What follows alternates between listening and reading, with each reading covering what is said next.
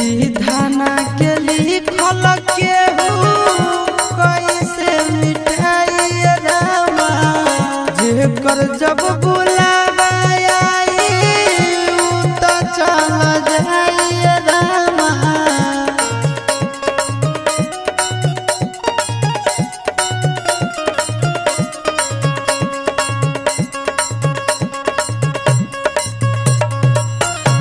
विधाना के लिखल केहू कैसे मिटाई रामा, जेकर जब बुला